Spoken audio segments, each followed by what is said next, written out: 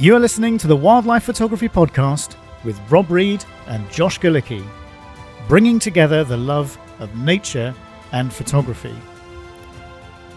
Episode 30, we talk about our highlights of 2024. Well, hello everybody, and welcome to the Wildlife Photography Podcast with me, Rob Reed, and my co-host Josh Galicki. Hey Josh, how's it going? Hey, not bad, Rob. How are you? Yeah, I'm good. Actually. I mean, apart from the weather, which is, well, we got slammed by another storm, which I think we talked about last time we recorded when we'd just been slammed. So yeah, we got slammed by another storm. That's all over. It's gone quiet again. And, but it's just cloudy and crappy. And yeah, it's not very inspiring light-wise, which actually has been the story of the year, I have to say. We're sort of going through the, our highlights for 2024. When I started going through some of the pictures, I realized that most of the time it's just been dull and cloudy. But anyway, we'll get onto that. So how you been? Doing well.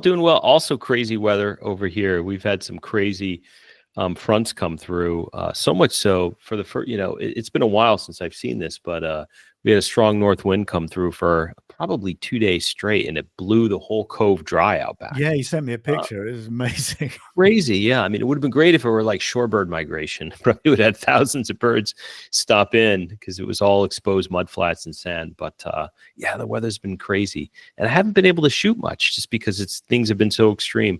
I'll take rain, I'll take snow, I'll take anything. But when it comes to 40, 50 mile an hour winds, there's not much you can shoot. It typically really keeps me indoors. Yeah, and it's a bit dangerous as well when the winds get up to that sort of speed. You never quite know. I don't really want to travel when it's like that. It's not for me. It's not for me. But no, I spent a very, very nice day actually out with Victoria Hillman. Today we went to the Hawk Conservancy, which is a charitable trust. It's quite a famous thing in the UK, but it's only literally 2 or 3 miles away from me. So we spent, and I don't go there often enough really, but so we spent a nice day there just sort of photographing captive birds and things. So it's not generally my thing to do that, but actually it was really good fun. And Vic wanted to go there to get some material for her artwork to sort of shoot reference photos. So yeah, we had a really nice day out, but again, weather was so dull. I mean, there was just no light. But you work around it, and I came back with some nice stuff. So yeah, it was good. It was good. Cool. But, anyway, we've got one thing I did want to talk about before we get going and sort of reviewing our sort of 2024 and the sort of highlights from the year was that I thought it would be a good idea for us to start a dedicated Instagram account for the podcast so we can share some of the images. We're going to talk about some images today, so we can share some of those on the Instagram account so you can go and look those up and see what we're talking about and sort of share, some of our images more generally, and obviously some of those from upcoming guests and that sort of thing. So go and give us a follow on Instagram. Just keep up with what's going on with the podcast and the images that we're talking about. So the Instagram account is at Wild Photo Podcast. That's at Wild Photo Podcast. So go and look us up on Instagram and give us a follow. I'm probably going to do a Facebook page as well, but I haven't got that far yet, but I'll let everybody know when I sort that out. I also thought it'd be a good idea, although people can message us through that Instagram account or via our own personal Instagram accounts. The links will be in the show notes for those. I thought it'd be a good idea to set up a dedicated email address for us as well. So if you needed or wanted to send us a communication that way, then you can. So that is wildphotopodcast@gmail.com. So wildphotopodcast@gmail.com. So, if you wanted to send us an email, give us any suggestions for the podcast, or anything else you want to talk to us about, then shoot us an email there, or get in touch with us via Instagram. So yeah, anyway, that being said, that'll be helpful too, because we get random, this too, Rob, we get random requests and some things from folks in our own Instagram accounts. And I don't know, I guess it's just how Instagram is set up, but if somebody sends me a message and I don't follow them, it goes into You have to requests. look for it. So, and Yeah. sometimes I overlook them and I'll get them sometimes even months later. So this will be a better way for us to track and communicate with the folks who are listening. Yeah. No, so I thought that it all made sense. It kind of keeps it in a nice, clean area, and then we can both respond to people, via that account. But quite happy to talk to people via personal account as well. But as you say, sometimes those things, if you don't follow if I don't follow who's messaging, then it'll go into a request thing, and sometimes, yeah, you're right, you overlook those, and so it's anyway. It's a cleaner way of doing it. So at Wild Photo Podcast, give it a follow. We haven't got many followers yet, obviously, because it's a new account. So everybody listening, go and give us a follow. So, what I thought we'd do, seeing as we are fast approaching the end of the year, I just can't believe where 2024 is gone. And by the time this goes out, we're probably going to be into the Christmas break. Is just sort of do a review of 2024 and our highlights. So, what was your, I guess, what was your most memorable highlight from 2024? Was it a good year generally photographically for you? I think so. Yeah, the 2024 was a great year in terms of recognition for my photography. Yeah, you've So done well in competitions, haven't you? yeah, and the bird of the year, well, two birds actually, the great blue heron and the northern gannet. And the great blue heron, fairly common species. The great blue heron, much more common over here in North America, of course. But they came through for me in 2024. So, from a recognition standpoint, it was a really good year, 2024. Yeah. What about sort of new photos, memorable trips, that sort of thing? Not much. I mean, 2024 was mostly all local. Yeah. I had the last international trip I took was Shetland, which was a little while back. But outside of that, 2024 was mostly all local shooting, which was fine, fine by me. And I've been enjoying it. And I don't even have any big trips planned in the near term. We talked a little bit about getting back to Shetland at some point, Rob, but Yeah. it's mostly been backyard shooting, and which is unusual. I'd like to get away one or two times each year, so I'll have to get something set up sometime in the near term. But it's mostly all local this year. Yeah, but then again, if you're focusing on that sort of thing, it tends to bring out quite a creative side because you try and do different things with Yeah. with these subjects, don't you? Like I've been. Less pressure too. Yeah, exactly. Because and there was as we've talked about before, if you've got something in your backyard that is going to be there tomorrow, there is no pressure to nail the shot today. You can always go and Yeah. try again. And actually, it's quite enjoyable, that sort of iterative process of going back and improving and what have you, which is effectively, I guess, what I've been doing this year as well. I mean, I've had, I did go abroad. I went to France on more of a holiday than anything else. But I did get to the Camargue for an afternoon, a good long afternoon, which was great. But even then, the weather was dull and crappy. It just seems to follow me around this year. But that's an experience. I mean, I'm guessing some of people that are listening to this have been and experienced, the bird park in the Camargue and how close you can get to things. Obviously the flamingos are the star of the show there. So that was, I guess in terms of experiences, that's probably my most memorable one from 2024. Other than that, I have been to Wales a few times.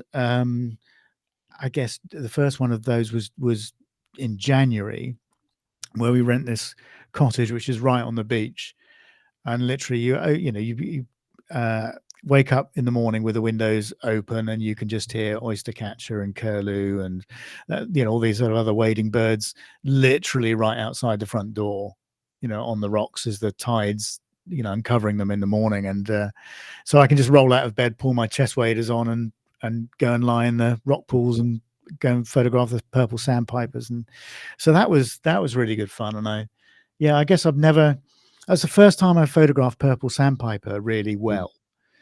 But again, the light was just dull. I just honestly, I don't think, and I know I didn't have one morning out of the 7 days we were there where I had that decent sunrise, because the sun would come up behind them as well, so I could get this lovely. The year before, I got some quite nice backlighting on some turnstones and things. But no, I got none of that this year. And I had I mean, literally, I had dozens of purple sandpiper there, and they were very confiding. I could crawl in, and they were happy. They knew I was there, but they were happy with me just, just lying there quietly, and they were just snoozing and whatever. So that was really cool in terms of an experience. I suppose I got the most out of it photographically, but there's only so much you can do when the Yeah. light's like that. So Yeah. yeah, It's funny you mentioned France. I completely forgot. I was in France too, not Of long. course you were, because Uh, you went to the yes, and awards. yes, the French Nature Festival, the annual festival. I would try to pronounce it in French, but I will butcher it so bad. I'm gonna spare them on that. But yeah, they invited me out. I was there in April, and they actually took me out on a nature walk, and I did Was actually that April? for the shooting. Yeah, it was You're this past kidding April. me. My Yeah, God. feels Okay. like yesterday. Yeah. But that was an amazing experience, and part of that great blue heron was the reason why I was out there. But great. I didn't do much shooting, but it was great to be there. So I completely forgot. Well, I tell you, let's talk about that great blue heron image, and we will put it up on the Instagram account so people can have a look at it. So that's the one in the pines, isn't it?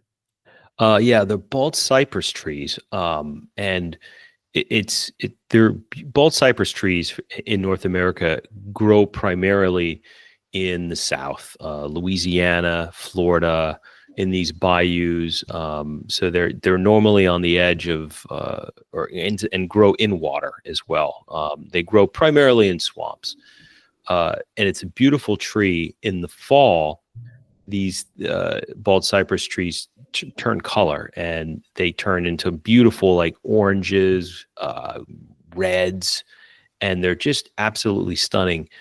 I'm fortunate enough to live I'm about 45 minutes away from the northernmost stand of bald cypress in North America. There's a swamp. When people look at this image that I'm about to talk about, people think it's Louisiana or somewhere, but it's actually in Delaware. I live not far from Delaware. I can get pretty close to Delaware. They call it the Delmarva Peninsula because it's Delaware, Maryland, and Virginia.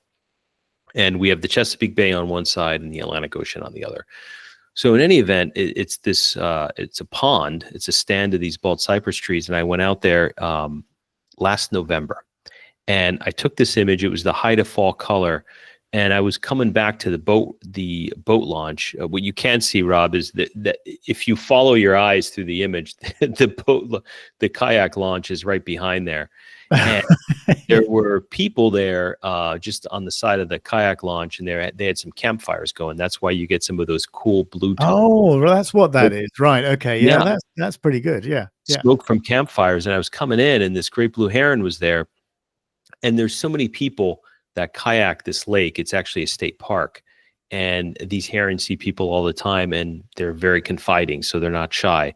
I was able to, I'm like, wow, this heron isn't moving and doesn't mind my presence. So I shot it with a 24-105, maybe at 50 millimeter.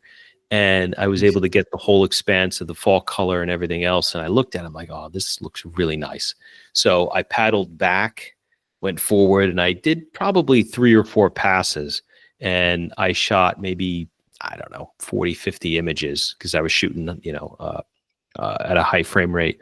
And this was the one I decided to pick and process. But it was a really cool experience. It was serendipitous because, I was making my way back. The bird's there. It's confiding.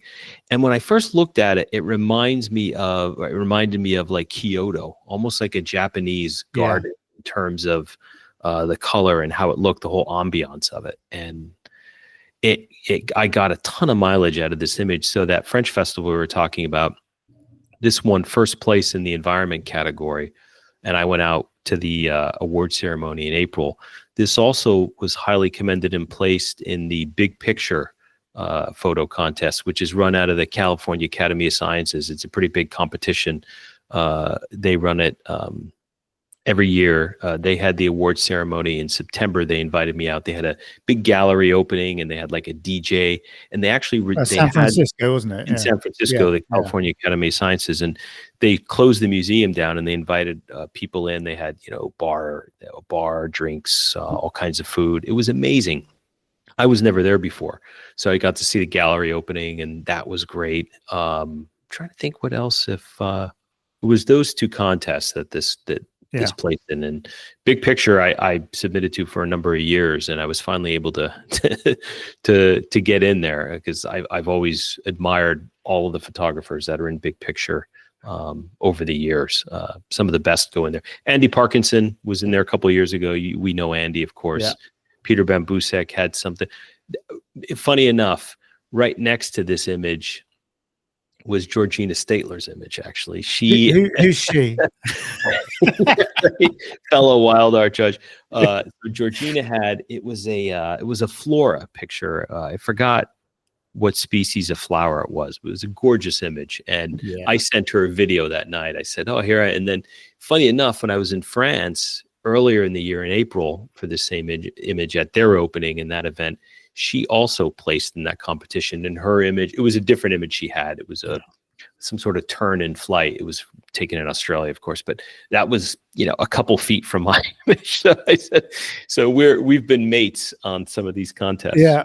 Well, you guys just have a knack for coming up with stuff that does well in competitions. And, for people that when you see this image, I said, I'll put it on the Instagram account.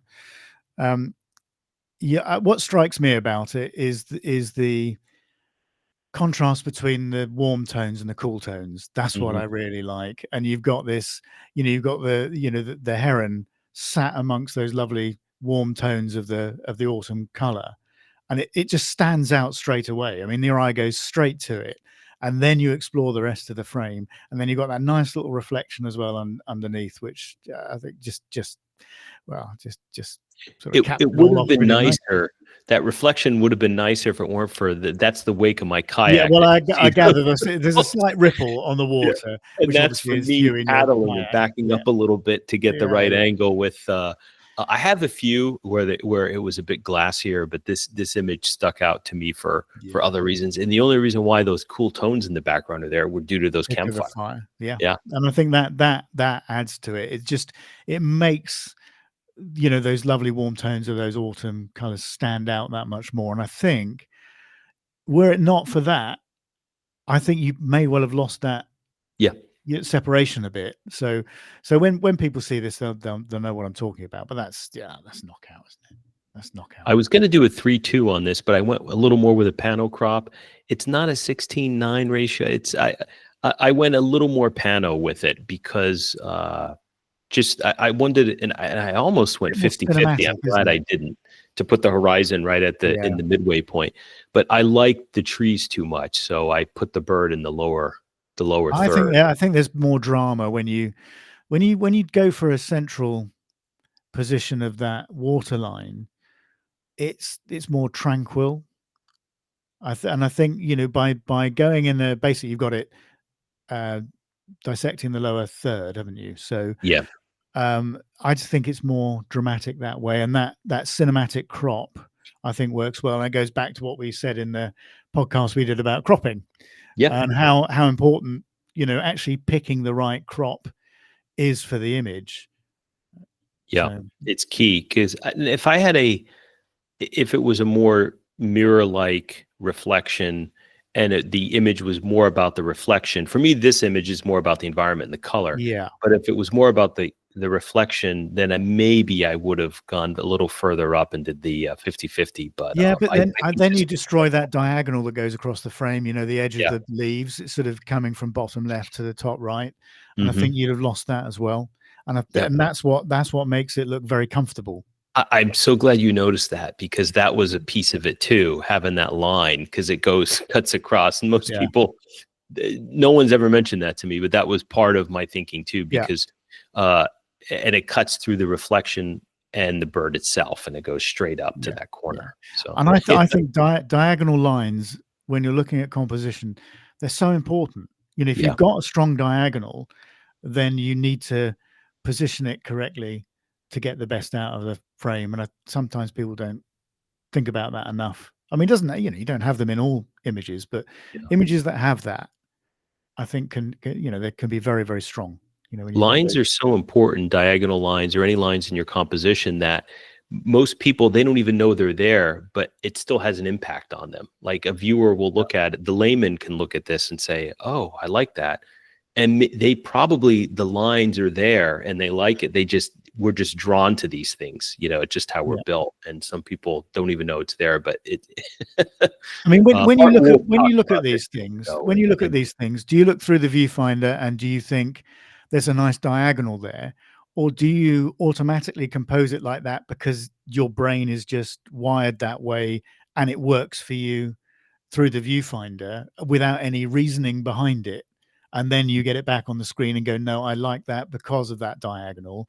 Or do you yeah, see it, when you're there in real time? it depends. That's a great question. In this image, I composed it as it was in camera because I wanted to put the bird in the lower third. I was playing around with, I have other shots where as we were talking before, where I went lower with the camera and I did 50-50 with the horizon. The diagonal came after the fact. So I composed it this way. And then when I was doing some minor cropping, because I wanted to do a pano crop, part of the reason for the pano crop was pulling it down to create that diagonal from corner to corner. So that came out, it stuck out to me more in the crop and the post process than it did in the field. Yeah. Sometimes in field, I'll pay attention to the curves and the lines in camera. This one was more part of the crop. And it depends on how much time you've got as well to compose these things, doesn't it? I mean, you're shooting action, you generally haven't got enough time to think about, all these sort of compositional elements, and then it is generally shooting it a bit wider. So you've got the ability to crop in and get the composition that you want and works best. But with something like this, where you've got a static subject, you've got a little bit more time, haven't you, to think about the composition, as you see it in real time. So Absolutely. And you can see the bird, like I'm sure gray herons are the same over in Europe, but the posturing, it's got a relaxed posturing. You can see it's tucked in and it's just getting ready to chill for the night. So I was able to take my time with some of these shots. Yeah, and I think that's the other thing that stands out about it, isn't it? It's not that sort of erect, alert pose. It's it's hunched up and it's tucking its head into its shoulders, if you like. And I probably could have picked him up and had him go for a ride with me in the kayak. He was that docile. But I've gone back to this place. This was the first time I ever shot at this location too. I almost didn't even bring my camera. I just wanted to go for a paddle. And it turned out, I was like, thank God I did. That's why I only had a 24-105. And that was the perfect lens for this. So I went back. Matter of fact, I was just back a couple weeks ago and I got a couple images that I was pretty pleased with.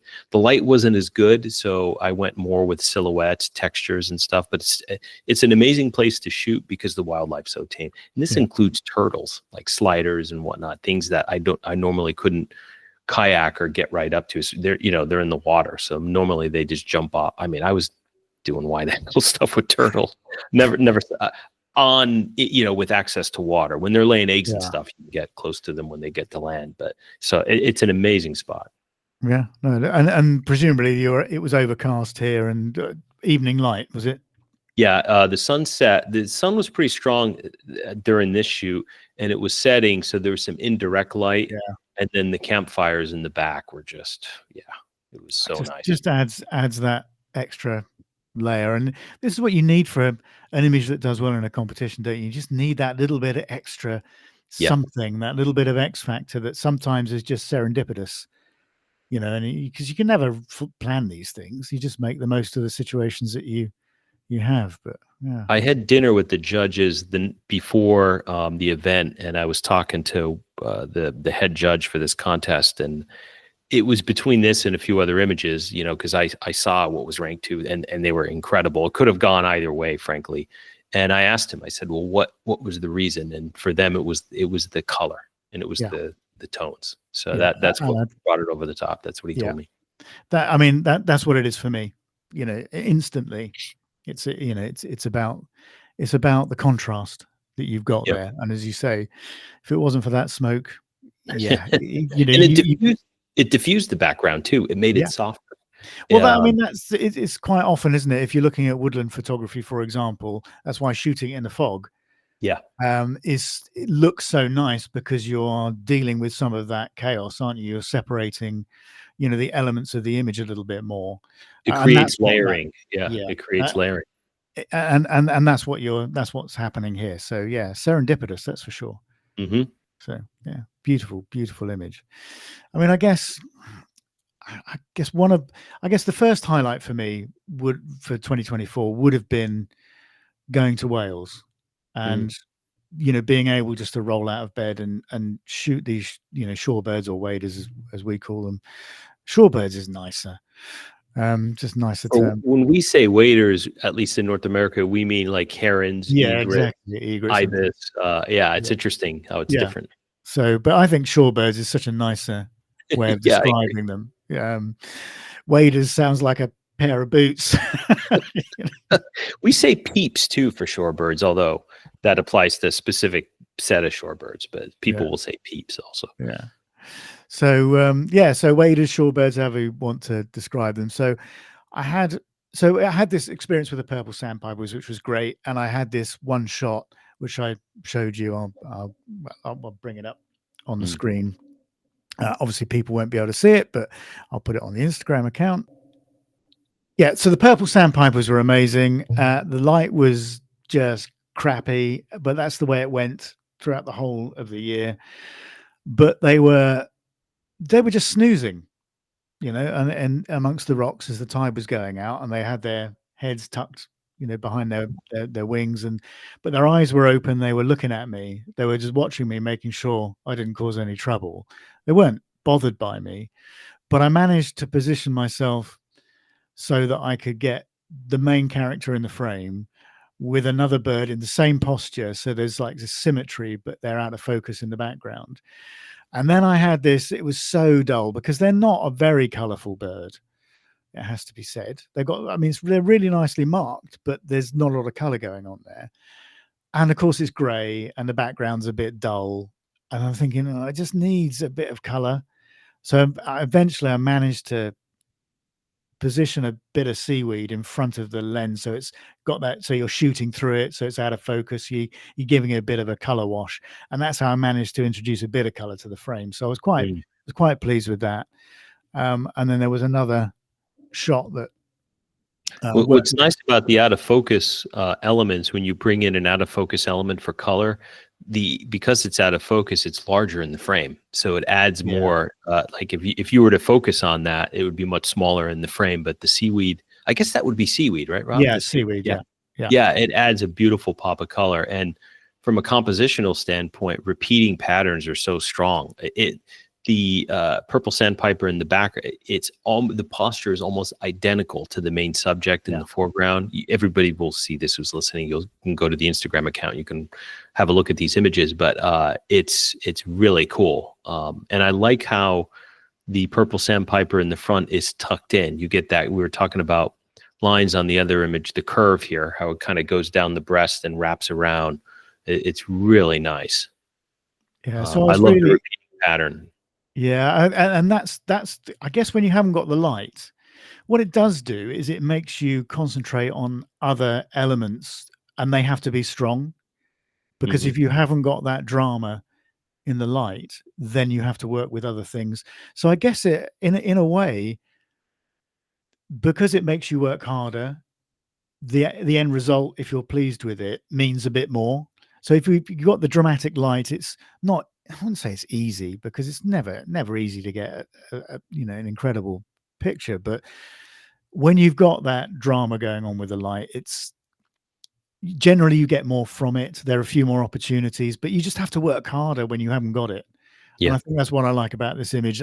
I just had to work hard because I was crawling around, because I couldn't stand up, clearly, because I didn't want to frighten them. So you have to keep a respectful distance, and you have to keep a low profile. So I've got these rocks like cutting into me, and I know your pain, because I've shot purple sandpipers, and we normally get them, same I'm sure with you, jetties and rocky areas. yeah. When you get low on that stuff, you have to be very gentle. Well, it's covered in barnacles and all sorts of stuff. So you're getting scraped up, and it's a bit uncomfortable, and you're lying in water. So I was grateful for the neoprene chest waders, which cushioned a lot of that, but it does get uncomfortable. But it was just an amazing experience just to lie there. At one point I just thought, no, you just got to put the camera down and just sit amongst and just soak this in, because there were probably a couple of dozen of them.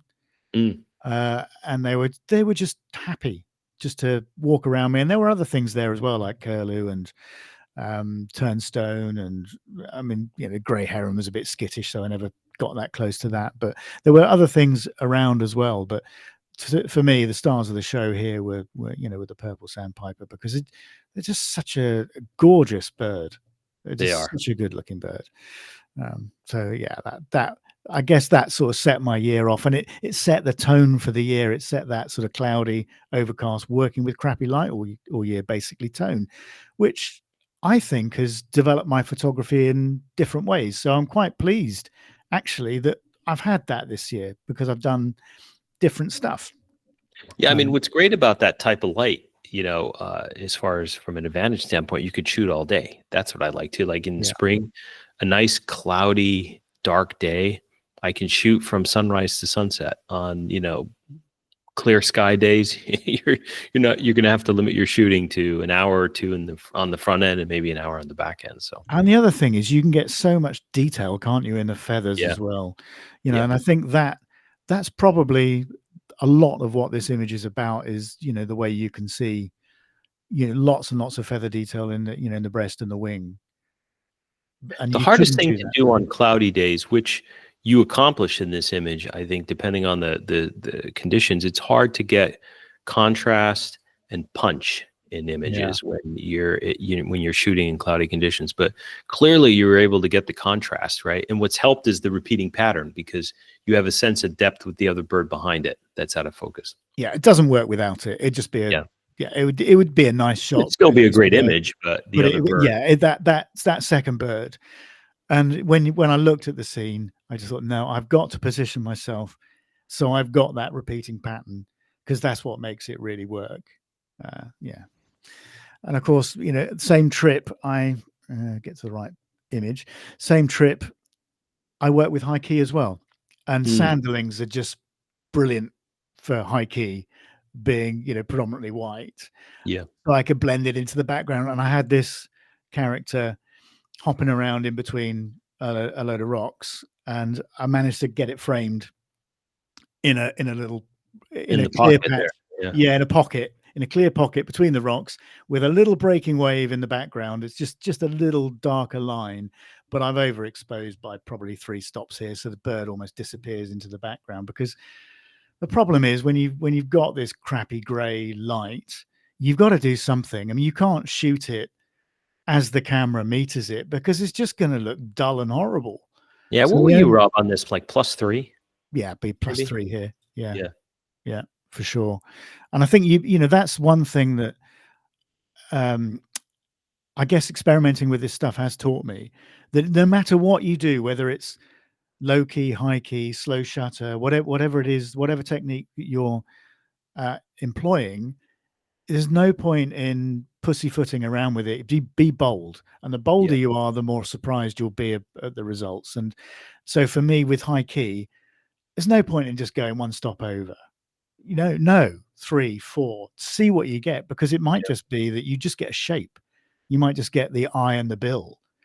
And what's great about this bird, the eye and the bill are black. Yeah. So they're not mid-tone. So you're able to really, you have that contrast is exacerbated because the bill and the eye is black. So you got that range that you can emphasize.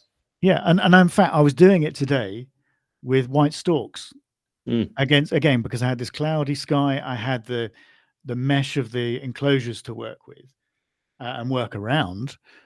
And by placing them against the sky, because I could get close enough, I could get these nice diagonals where they're tucking their heads sort of in their wing, and the bill comes at an angle. And of course, they've got those bright red bills, and it's just, so you get the dark eye, the head disappears into the sky because you've overexposed so much. And then you get the strong color of the bill forming that nice diagonal that we were talking about earlier.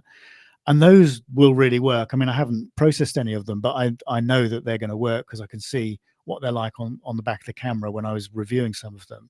So I know they'll really work. But you said you have to be 3 or 4 stops over to get that type of style. So yeah, I think that's one lesson that's come certainly from this year, probably from previous years too, when I started doing these things, but certainly it's been emphasized this year, is to be bold.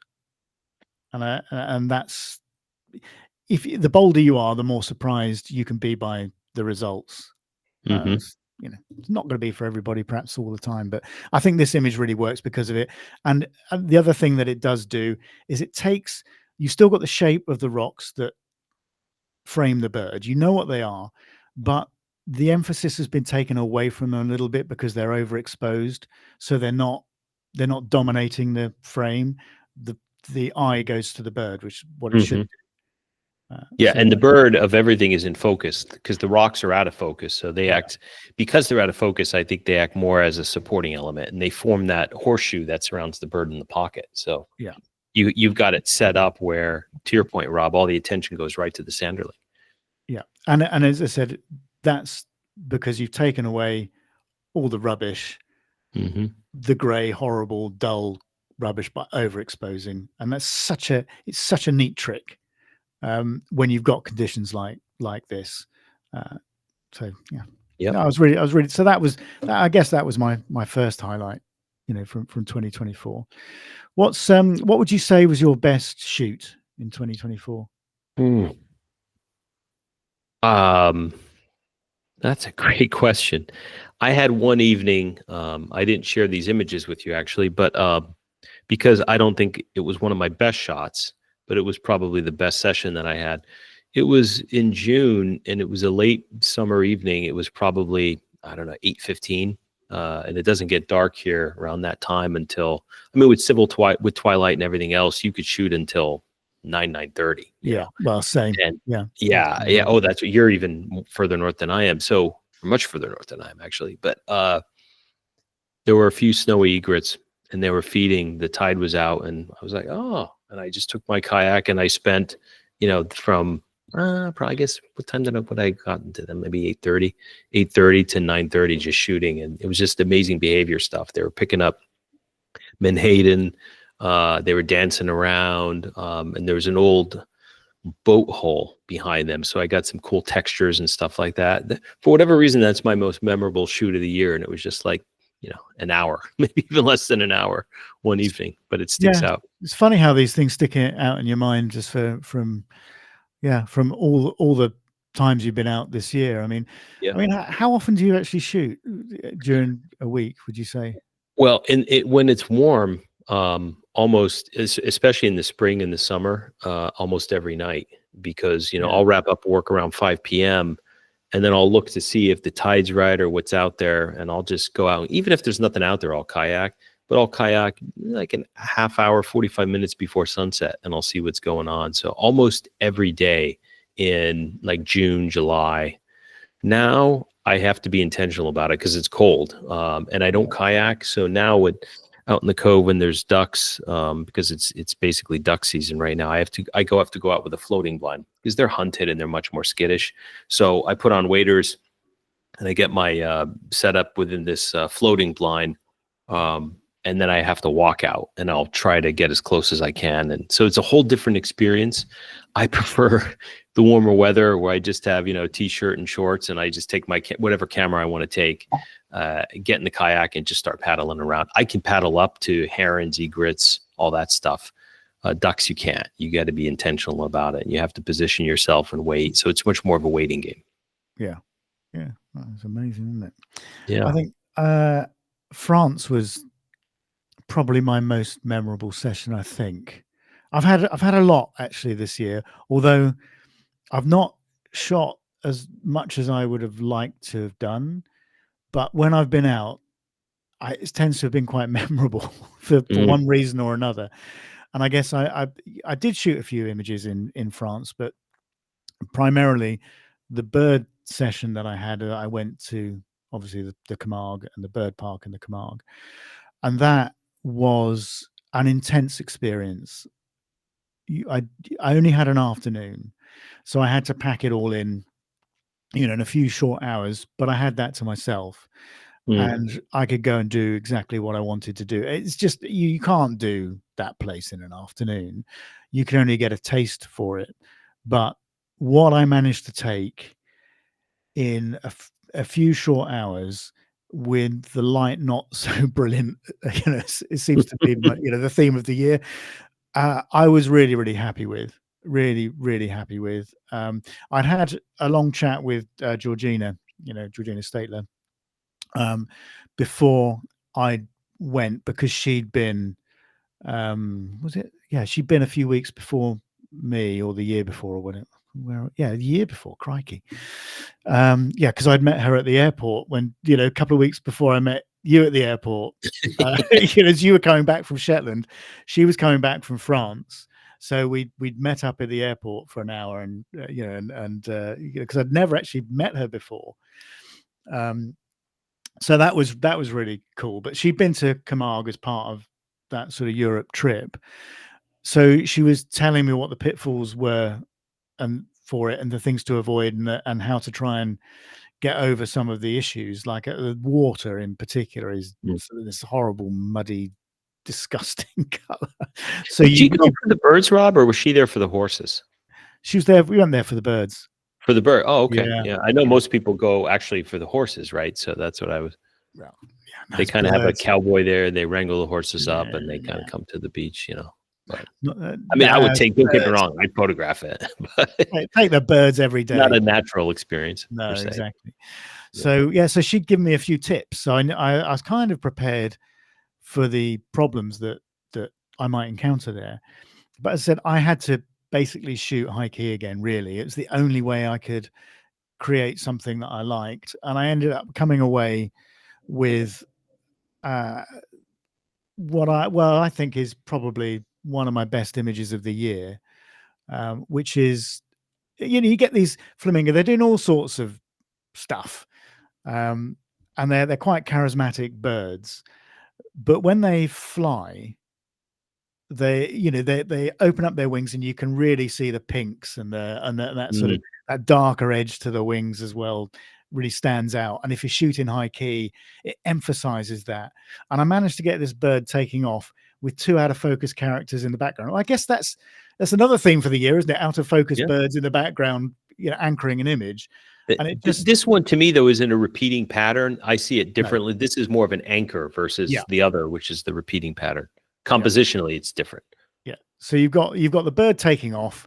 It's one of its legs is it's got this nice sort of splash of water, muddy water coming out the back of it, which, because I've overexposed it again, you're only getting a hint of that horrible muddy rubbish that they wade around in. So all you've got basically is a white background, this bird taking off, those 2 subtle characters out of focus in the background balancing the sort of top left hand corner of the frame, and the bird taking off is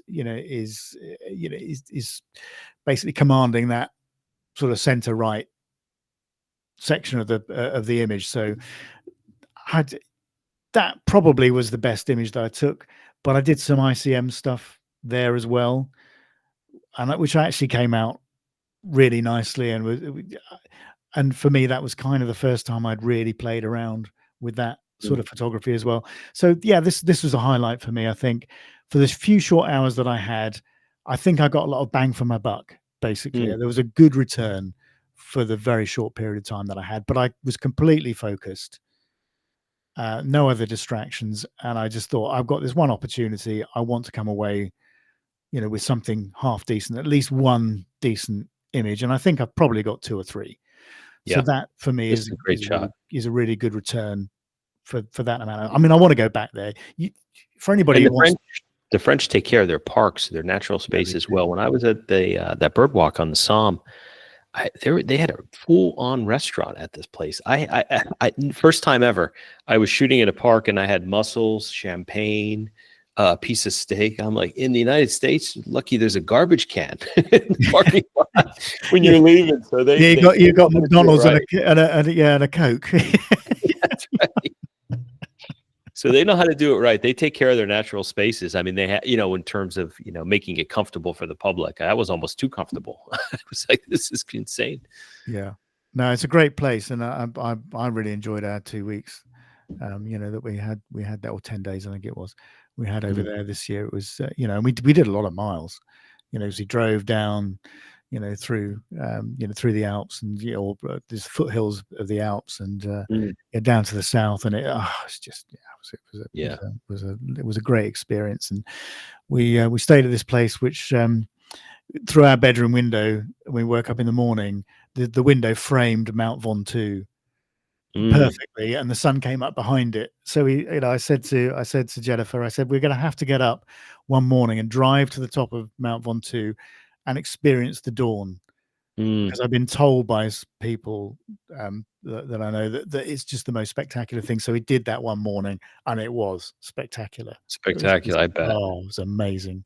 Yeah, it's amazing. So Wow. one of the best experiences of 2024 for me. But yeah. Awesome.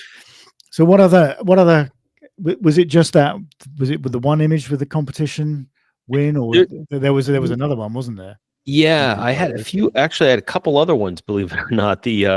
And speaking of great blue heron, I had another sequence. This image that you have up right now, with a great blue heron. It was this is actually in the cove right behind my house.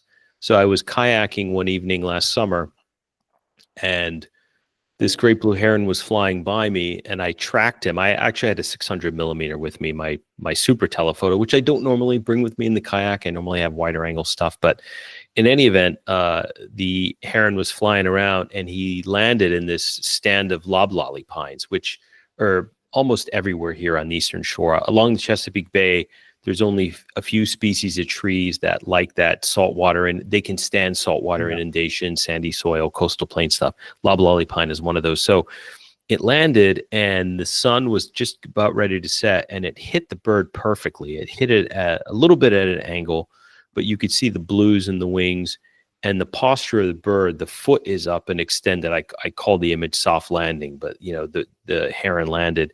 And what made this image was not only the posture of the bird and how it was lit, it's looser in the frame, and the textures of the pines in the background. That you could see if you look closely, the pine cones on the trees, the bark, the foliage.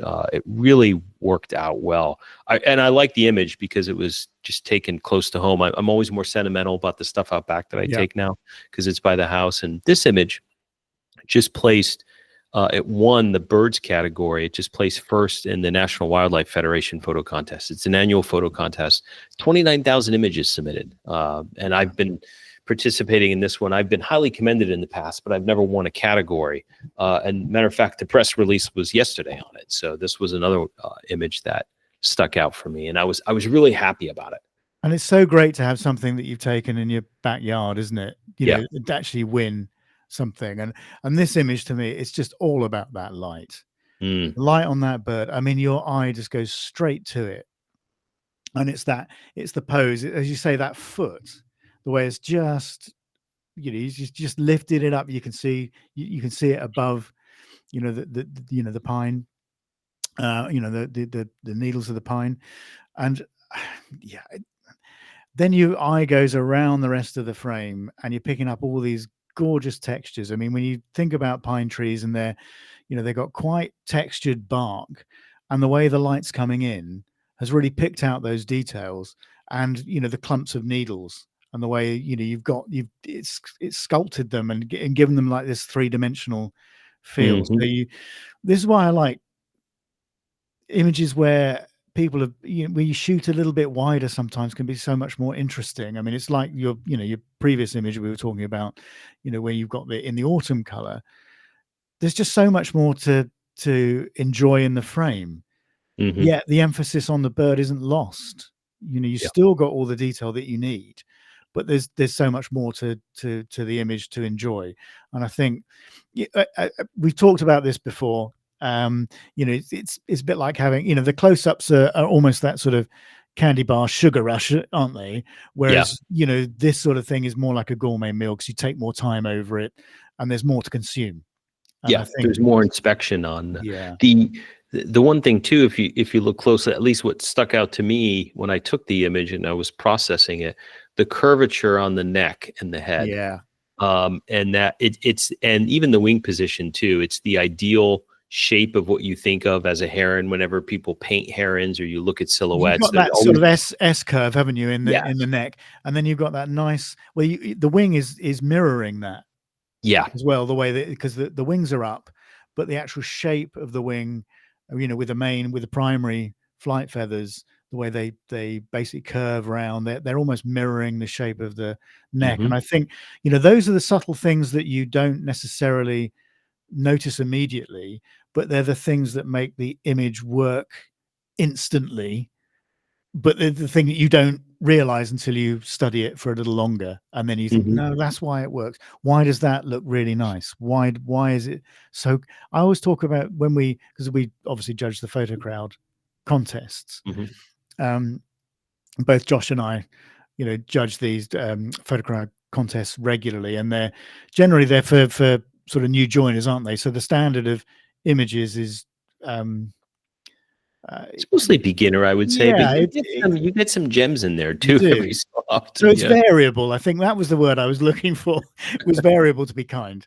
And so, and a lot of the time when you're writing those reviews, I use the term comfortable. It's comfortable to look at, and this is comfortable to look at Mm, because of those repeating shapes. And yeah. that's then I always look at images and go, yeah, I do like that. Why do I like that? And then I try and dissect why I like it. And then these things start popping out at you when you look at it more closely. So yeah, for people when they see this image will know what I'm talking about. So that's stunning. I mean, he showed me this a while ago. Yeah, it's a really cool I mean, the other thing too that I always try to look at, if I'm going to incorporate habitat or environment around my subject, it should all be in support of the subject. Yeah. I try not to incorporate habitat or something in the frame that will compete with my subject. In this case, the bird or the heron, right? Everything should be a supporting element to your subject. So I try Yeah. not to enter distractions and it's harder to do in landscapes because there's so much more, or I should say wider frame shots with birds in the environment when you're adding space, because there's so much more that can potentially compete with your subject or the bird versus Yeah. a 600 blurry background and I a tight think, shot. yeah, I think this is so difficult, isn't it? Because when you're shooting wide, the bird still has to be the main focus point of the frame. And as you say, the rest of it needs to be a supporting act, but it has to be relevant. And Yeah. getting that balance correct is why we all the judges in wild art, for example, all say that shooting wide with invite is the most difficult thing to do. Yeah, I agree. Yeah, is the most difficult. But that is a perfect example. So go to the Instagram account, have a look at that image, and yeah, enjoy it, because that's a masterclass. That's an absolute masterclass in balancing those elements and getting something in its environment. It's gorgeous. What would you say? I mean, have you shot much with other people this year? Going back to the subject of our last podcast. Yeah, I was going to say I shot with Kurum a couple times, Nick Patel a few times here and there. Try to think who else I've shot with. It was mostly myself, to be honest. And a couple times I had some outings with the guys. You know most of them actually from Bird Potty or Wild Art. So yeah, only a couple of times, mostly solo actually this past year. What was the most fun experience with somebody else? Trying to think. Or the most memorable? Yeah, it's I was out with Kurum and Nick Patel, and we went to this place not far from my house. Actually, we were photographing shorebirds and egrets, snowy egrets, great egrets, and we decided to wade out in the mud because it was a receding pool of water, and we had to shore ourselves up, and we laid on these yoga mats, which started to sink, and we had a good time. We were covered in mud at the end of it. Oh, you know who else we ran into there? Oh, he's a young guy. He submits to Wild Art. He was in the youth category. We randomly saw him there too. Josh, I forgot his last name right now. Josh. He's gonna, if he listens to this, he's gonna be yeah, exactly. And I can't remember either. Yeah, and then Josh, it's gonna come to me after we're done. But in any event, we ran into him there as well. So he joined us, and we were all a muddy mess. But it was a lot of fun shooting. Yeah, but that's kind of part of the game, isn't it? When you come back and you're covered in crap. Yeah, That's what makes it fun. That's what makes it definitely. fun. I think, yeah, I mean, I said, I think Georgina coming over for those few days, I think was just, yeah, was one of my highlights of the year. It was just, we had such fun.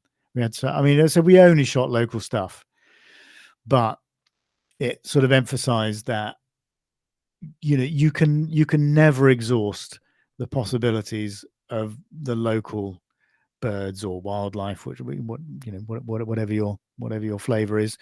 um and it reignited a passion, you know, for wildlife photography, I think, which was not, you know, you know what it's like when you go through periods that you know, the enthusiasm wanes a bit.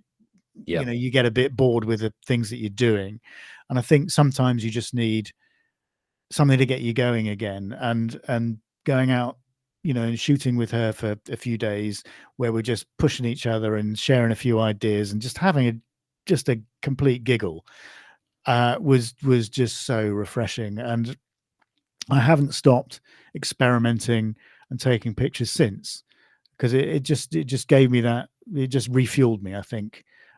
So yeah, and of course, her being awarded in wildlife photographer of the year, and she went to the awards presentation in October, and the next day she'd invited me to the press launch of the exhibition. So I met her in the morning Mm. after, the night before, which it very much was, I think, for her and her sister.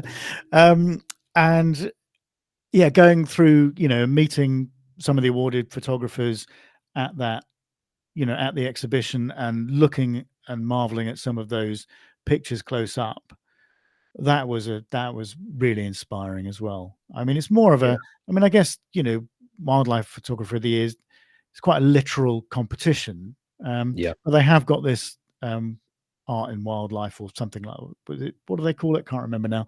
But anyway, they got a It more, brings out the big names, right? I mean, yeah, and it a lot brings, of the Nat Geo guys are there, and yeah. gals and stuff. So So yeah, it was great to meet some of those people. And yeah, that was a great experience. And I do like going to London. I like staying there for too long, but I like, you know, I hadn't been there for a while. And yeah, so that was, and it was great to, it's always good to go around the Natural History Museum. So yeah. that was really Who cool. hosted it this year? Rob, was it Chris Packham? It was Chris. Did Yeah, Chris it was Chris Packham did he it. hosted?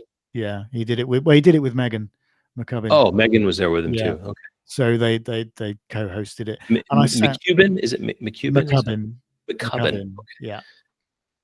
So I sat and watched the presentation, you know, in the evening while Jennifer and I are having dinner, and then yeah, and then it was good to go, and then the next day experience those images big and in the exhibition, and meet the guys that have been, you know, and girls that have been awarded. So Yeah, yeah, that's that was wild. really fun. Chris did bird photographer of the year. Didn't he do the ceremony years ago? Oh, do you Did he know, send me?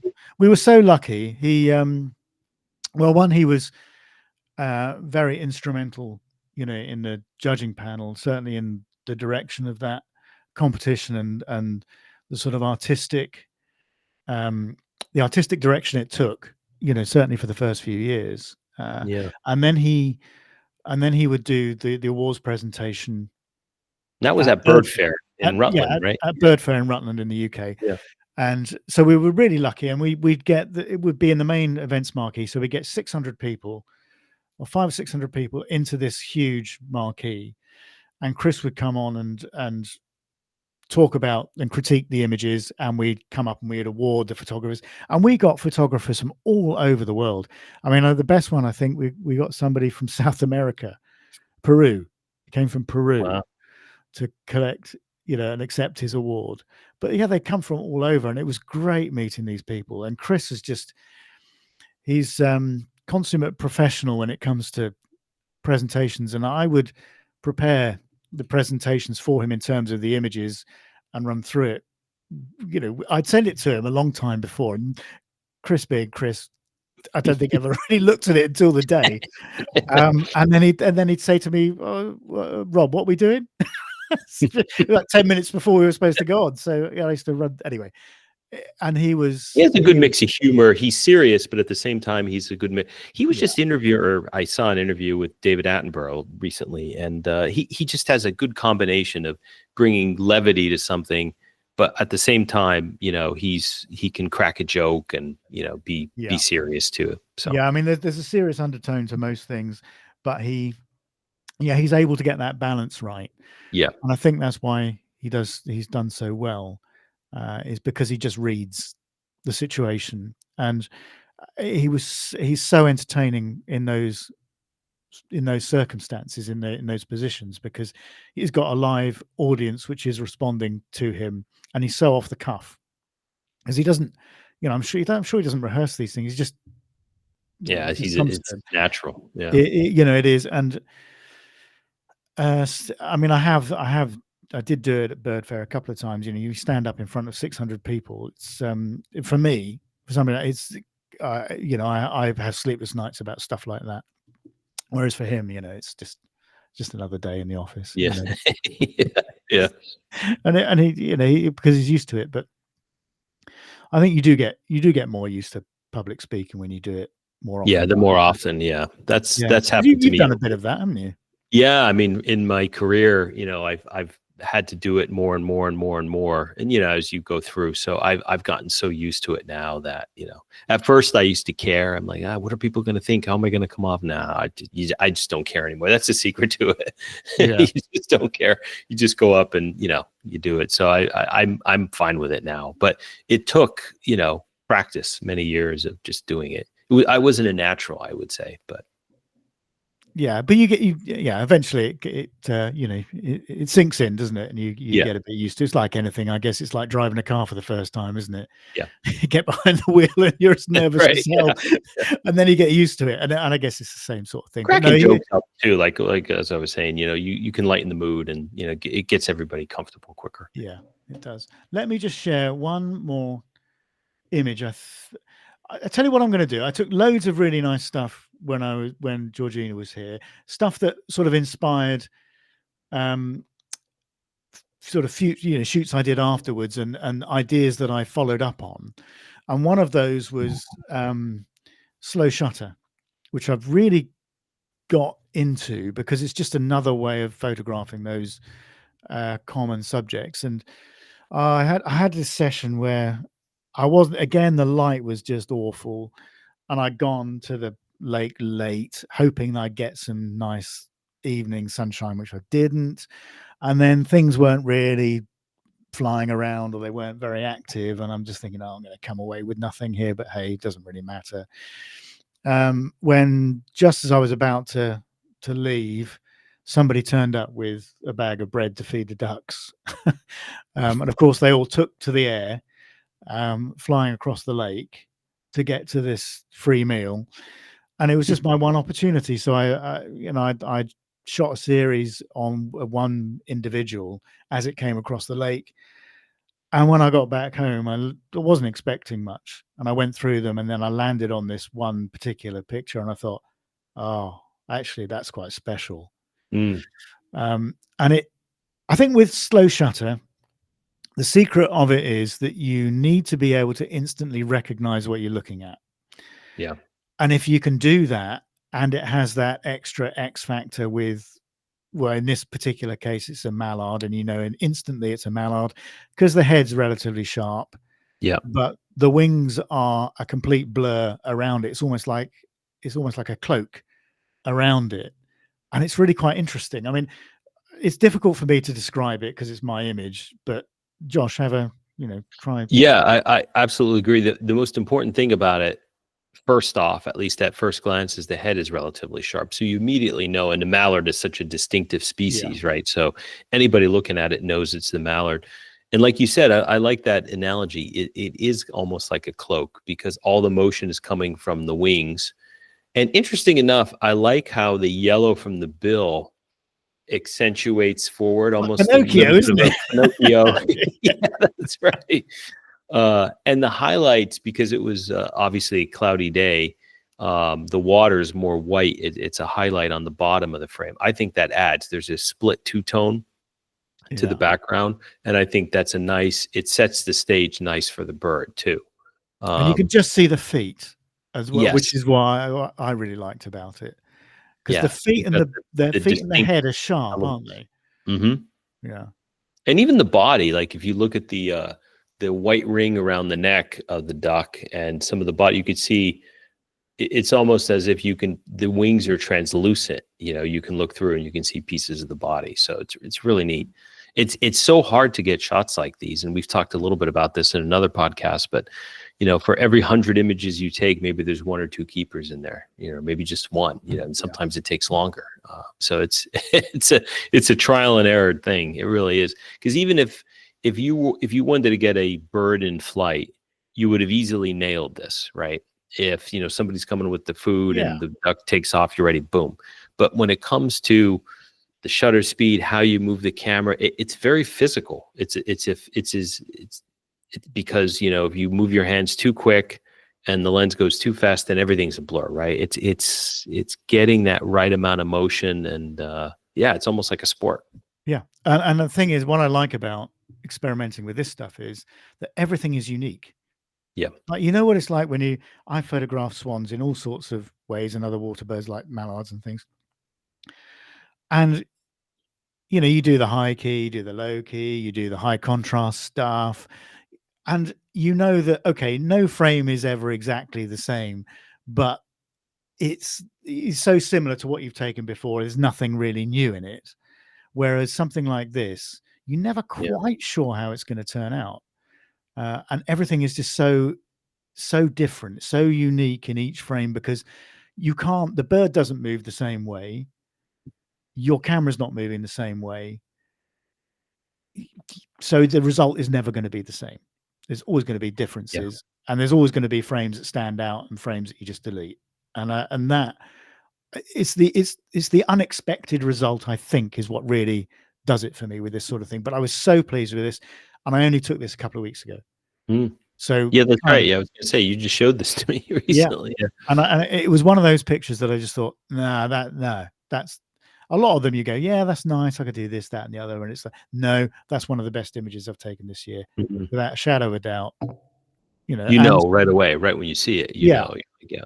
And because it's the most surprising. It's and actually, I've played around, as you know, I've played around with the crop on this quite a lot. I've had a real dilemma as to how to get the best out of it, because there's more frame to the bottom of it, so I can almost create a half and half split toned image with that white water at the bottom, and obviously the vegetation behind the tree line behind, dark tree line behind. So yeah, anyway, it's the pano crop works here too. Yeah, because you look at the head to the bill, it has that elongated, that long in it. So the pano crop, I think you needed it because you needed that extra space on the left. Yeah, because the motion makes the bird so wide in the frame. Yeah, so that's I think is my top image from this year, the one I'm most pleased with, because I think it brings together all the things that have happened this year. That dull weather, all the experimentation, all the things that I've been working on with my photography. I think it brings it all together in a nice image right at the end. So yeah, I'm really happy with that. Yeah, it's a great image, Rob. What's sort of plans for 2025? You got anything major, or are you just more of the same? More of the same, but I'm hoping to mix things up a little bit. I want to get to some other spots locally that I haven't been to in a long time, so maybe a couple of years. So yeah, probably more of the same. If I can get a trip in, I'll try. But yeah, I'm just going to try to change things up compositionally. Some of the subjects might be similar, but trying to constantly playing around with things, experimenting. Well, there's always different things you can do with them, isn't there? Yeah. There's always different ways you can approach, and I think that's the beauty of shooting stuff that you're very familiar with, because actually you're not afraid of experimenting, because it's not the first time you photographed them, so you're not interested in those banker shots anymore because you've got them coming out of your ears. So and I think that's going back to the podcast we did on shooting local. I think that there's so much to be said for that. And plus, I've you're got not spending a some. ton of money either. I've been picking up some equipment to, like a dome and some strobes. The out back, the water is pretty shallow, and I have tons of blue crabs in the summertime. Yeah. Matter of fact, I catch some. I throw some cages out, but I'm going to play around with that too. Split frames, getting blue. The soft shell. They molt back here, so there's grasses in underneath the water, and they hide in there and they molt. So I can probably get some really cool shots of, there's rockfish in there too and some other things. So I might start playing around with, I don't even need to dive. I could just, dunk it because it's pretty shallow. So I might play around with that this summer. I wanted to do it this year. I just didn't have a chance. Yeah. And that's a really cool thing with the local lakes that I've got, because they're chalk stream fed, they're tap water clear. So I could get some really good stuff of these water birds from underneath. Yeah. Some really unique perspectives. I'd probably have to use a GoPro for that on a pole or something like that. But I mean, that's fine. That's certainly good enough quality for for a lot of things. But so I'll have a little bit of a play around with that. I'm off to Ireland in the summer, so that would be good. County Galway. So we're going for a week, and then I'm back off to Wales again, same cottage by the coast in January. So I'm going to try those purple sandpipers again. Hopefully the light will be better. Get some sun this time, maybe. Yeah, well, you never know. And then it's just, I think for me, it's just taking things to the next stage.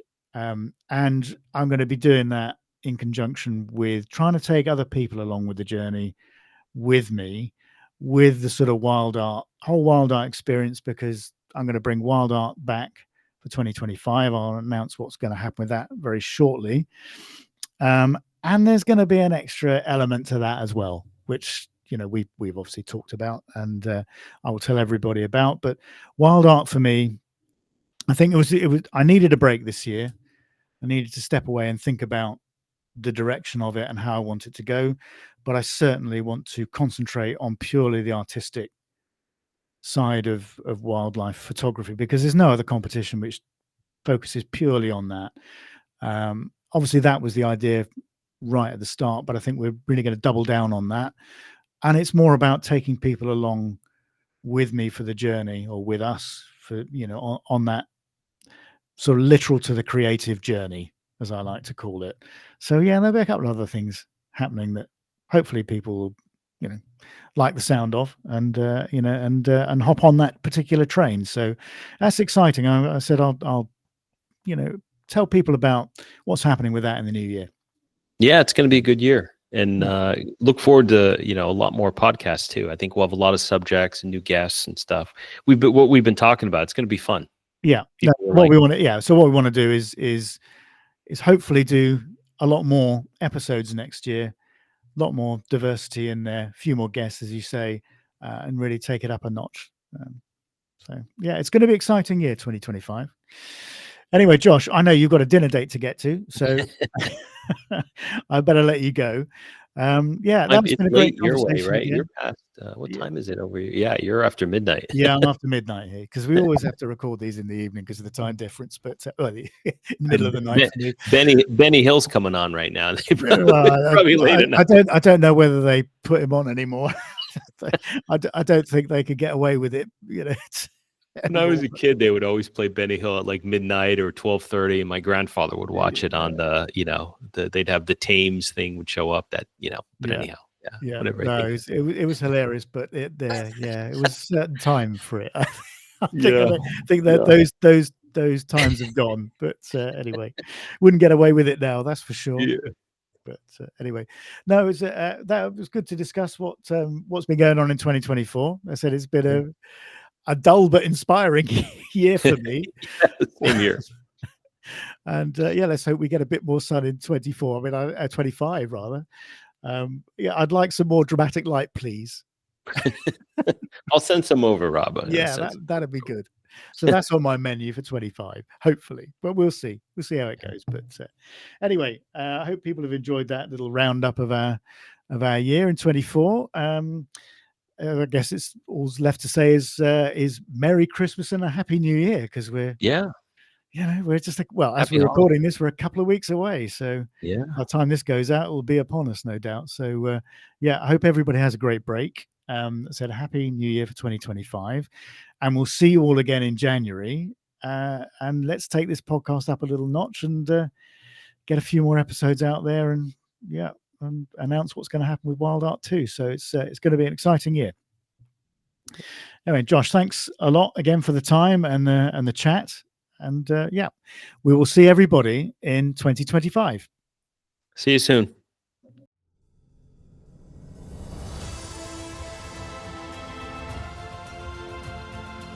You have been listening to the Wildlife Photography Podcast. If you have enjoyed the content, then please help us to spread the word by sharing a link on your social media platforms, giving us a like, and leaving us a comment. See you all again next time.